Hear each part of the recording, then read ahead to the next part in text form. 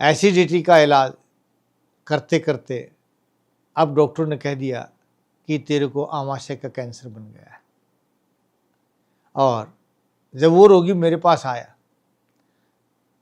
तो उसने कहा कि डॉक्टर साहब ये काम तो मेरे साथ हो चुका है, अब गैस भी बहुत ज़्यादा बनने लगी है, तो मुझे क्या करना चाहिए? आप 5 किलो गेहूँ, 2 किलो चना और 1 किलो जौ ले लीजिए, मोटे आटे का आप प्रयोग कीजिए।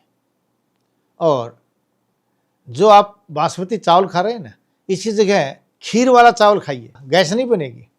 और गैस नहीं बनेगी तो एसिड नहीं बनेगा। आपकी यही तो समस्या है ना। इतना कर दूंगा कि आपको कब्ज दूर हो जाएगी, आपकी एसिडिटी दूर हो जाएगी, आपकी गैस दूर हो जाएगी।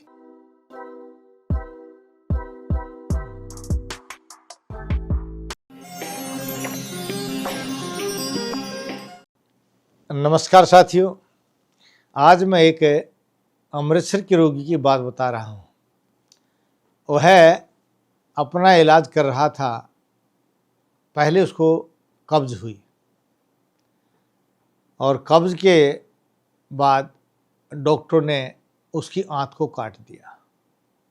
कुछ समय बाद फिर एसिडिटी बनने लगी। एसिडिटी का इलाज करते करते अब डॉक्टर ने कह दिया कि तेरे को आमाशय का कैंसर बन गया है। और जब वो रोगी मेरे पास आया तो उसने कहा कि डॉक्टर साहब ये काम तो मेरे साथ हो चुका है, अब गैस भी बहुत ज़्यादा बनने लगी है, तो मुझे क्या करना चाहिए? मैंने उससे पूछा कि आप पहले बताइए कि चपाती खाते हैं या चावल खाते हैं? उसने कहा कि मैं आटा लाता हूँ बाज़ार का और चपाती भी खाता हूँ और चावल लाता हूँ बहुत बढ़िया, बासमती के नाम से उत्तम क्वालिटी का चावल आता हूँ। मैंने कहा इन दोनों चीज़ों को बंद कर दीजिए। आप 5 किलो गेहूँ, 2 किलो चना और 1 किलो जौ ले लीजिए, मोटे आटे का आप प्रयोग कीजिए। और जो आप बासमती चावल खा रहे हैं ना, इसी जगह खीर वाला चावल खाइए, जो मोटा चावल होता है, सेला चावल, उसका प्रयोग कीजिए। तो उसने कहा वैसे ऐसा क्या होगा? मैंने कहा सेला चावल चिकना होता है, ये कभी कब्जी नहीं बनने देता, और इसके अंदर अच्छा घी डाल लीजिए, आपकी कब्जी नहीं बनेगी। और जो मोटा आटा है ना, इस मोटे आटे का प्रयोग करेंगे तो पेट को साफ करेगा, गैस नहीं बनेगी, और गैस नहीं बनेगी तो एसिड नहीं बनेगा। आपकी यही तो समस्या है ना। हाँ जी, बात तो ठीक करें, मेरी तो समस्या तो यही है। मैं ठीक है, इन 3 चीज़ों का प्रयोग कर लीजिए, 1 हफ्ता प्रयोग कीजिए, और भोजन के बीच में आप पानी का प्रयोग कर लीजिए। अगर आपको लगता है कि फिर भी गैस बन रही है तो भोजन के बीच में नींबू पानी का प्रयोग कर लीजिए, और शाम के समय भोजन की मात्रा कम कर दीजिए। सुबह आप भरपेट खाइए, सुबह के भोजन में दही होनी चाहिए। उसने कहा जी मैं दही खाता हूं तो मेरे शरीर में जकड़ाहट पैदा हो जाती है। तो मैंने कहा दही वैसे नहीं बनानी, आप दूध में बराबर का पानी डाल करके लोहे की कढ़ाई में दूध को लाल कर लीजिए, और उस लाल दूध की दही जमाना, उसको रोजाना सुबह खाना। लाल मिर्च की चटनी खाना, आप आम का अचार भी खाना, जो अचार आपको अच्छा लगे उस अचार का प्रयोग करना। बोले वैजी मेरे को तो एसिडिटी बहुत ज़्यादा, डॉक्टर ने मना किया है। मैंने कहा कि आपको एसिडिटी इसलिए नहीं है कि आपने खटाई को खाया, आपकी एसिडिटी इसलिए है कि आपका पेट साफ नहीं हो रहा, और पेट साफ नहीं होने से मल जहाँ रुक जाता है वहाँ से आगे एसिड नहीं जा पाता, वो एसिड रिफ्लेक्स करता है, जिसको आप एसिडिटी कहते हैं। बोले बात तो ठीक करे।